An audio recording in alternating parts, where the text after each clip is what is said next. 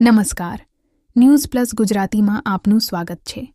હવે વાત કરીએ સમાચારની તો દાહોદની કોઓપરેટિવ બેંકની મહિલા એજન્ટે 106 ખાતાધારકોના દૈનિક બચતના 88 લાખથી વધુની રકમની ઉચાપત કરી ફરાર થઈ જતાં દાહોદ એ ડિવિઝન પોલીસે ફરિયાદ નોંધી મહિલા એજન્ટની ધરપકડ કરી છે। દૈનિક બચતમાં પૈસા ભરનારા લોકો માટે ચેતવણી સમાન કિસ્સો દાહોદમાં સામે આવ્યો છે। દાહોદમાં આવેલી સહયોગ કોઓપરેટિવ બેંકમાં વર્ષ 2014થી દૈનિક બચત એજન્ટ તરીકે કામ કરતી જયમાલા અગ્રવાલ નામની મહિલા શરૂઆતથી ખાતાધારકોના નાણાં બેંકમાં રેગ્યુલર જમા કરતી હતી, પરંતુ છેલ્લા કેટલાય સમયથી દૈનિક બચત ખાતાના 106 જેટલા ખાતાધારકોના અલગ અલગ રકમ મળી કુલ 88.95 લાખ જેટલી માતબર રકમ ઉઘરાવી હતી, પરંતુ આ નાણાં બેંકમાં જમા કરાવ્યા ન હતા અને બારોબાર ઉચાપત કરી લીધા હતા। જ્યારે બેંકના સત્તાધીશોને આ બાબત ધ્યાનમાં આવતા બેંકના મેનેજર દ્વારા મહિલા એજન્ટ વિરુદ્ધ દાહોદ એ ડિવિઝન પોલીસ મથકે ફરિયાદ નોંધાવી હતી, જેને પગલે આ મહિલા એજન્ટ છેલ્લા 3 મહિનાથી ફરાર થઈ ગઈ હતી અને તેના ઠેકાણા બદલાતા રહેતા હતા।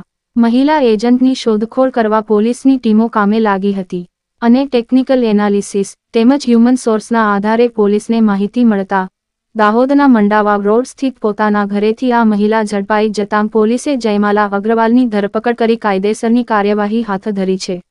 અત્રે ઉલ્લેખનીય છે કે આવા દૈનિક બચતના ખાતાધારકોએ પોતાના નાણાં બેંકમાં જમા થાય છે કે નહીં તેની સમયાંતરે ખરાઈ કરવી જોઈએ અને નાણાંની પહોંચ પણ મેળવવી જોઈએ।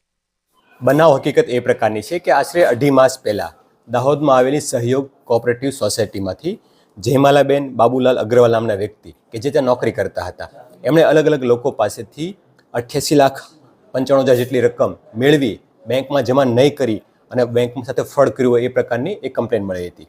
જે અન્વયે અમે તમામ સ્ટાફ અલગ અલગ ટીમો બનાવી ટેકનિકલ અને હ્યુમન સોર્સથી વોચમાં હતા। એટલે આજરોજ એ ડિવિઝન પોલીસ સ્ટેશનને ગઈકાલે માહિતી મળી હતી, એના આધારે જયમાલાબેનની ધરપકડ હાલમાં થઈ ગઈ છે અને એમના રિમાન્ડ માગીને હાલની કાર્યવાહી હાલ ચાલુમાં છે। આ બાબતે હું આપના માધ્યમથી લોકોને તાકીદ કરવા માગું છું કે જ્યારે પણ બેંક સાથે કોઓપરેટિવ સોસાયટી સાથે નાણાકીય લેવડ દેવડનો વ્યવહાર થતો હોય ત્યારે એન્શ્યોર કરે કે પોતે જે નાણાં જમા કરાવે છે એમને એની પૂરતી રસીદ મળે। કોઈ ભરોસામાં રહીને વ્યક્તિગત ધોરણે કોઈ નાણાં ના આપે। જે બી નાણાં જમા કરાવશે એમની પોતાની પાસબુક કે ઓનલાઈન એન્ટ્રી ચેક કરે અને નાણાં પોતે આપેલા જમા થયા છે કે નહીં તેની પૂરતી ખરાઈ કરે, જેથી કરીને આ પ્રકારના ફ્રોડ અટકાવી શકાય છે। આ પ્રકારના ઘણા બનાવો અલગ અલગ જગ્યાએ બનતા હોય છે, તો તે બાબતે નાગરિકોએ એલર્ટ રહેવાની ખાસ જરૂર છે।